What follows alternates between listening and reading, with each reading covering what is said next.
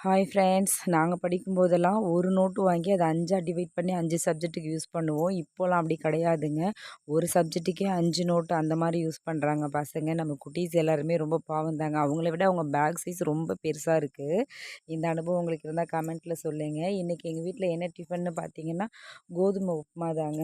1 டம்ளருக்கு 2 டம்ளர் அளவு தண்ணி எடுத்துக்கணும். முன்னாடியே ஊற வச்சாச்சுங்க. குக்கர் அடுப்பில் வச்சு எண்ணெயை ஊற்றி கடுகு போட்டாச்சு. நல்லா பொரிஞ்சதும் வரமிளகாய் போட்டுக்கோங்க. காரமாக இருக்கும் அப்படின்னா மிளகாய் சேர்க்காதீங்க. ஏன்னா எண்ணெயில் மிளகாய் போட்டோன்னா காரம் எடுத்துரும் இல்லையா, அதனால தான். இது கூட வெங்காயம் தக்காளி போட்டு நல்லா வதக்கிட்டு சின்ன சின்னதாக அரிஞ்சு வச்ச இஞ்சியும் பூண்டும் போட்டு நல்லா வதக்கிக்கோங்க. வதக்கினதுக்கு அப்புறமா தண்ணி ஆட் பண்ணிவிட்டு மறக்காமல் சால்ட் ஆட் பண்ணிக்கோங்க. நம்ம ஊற வச்ச கோதுமை எடுத்து போட்டுக்கலாங்க. 1 டம்ளருக்கு 2 டம்ளர் தண்ணி சேர்த்துக்கிறோம் இல்லையா, வெங்காயம் தக்காளிலாம் இருக்கிறனால கொஞ்சம் எக்ஸ்ட்ரா சேர்த்துக்கோங்க.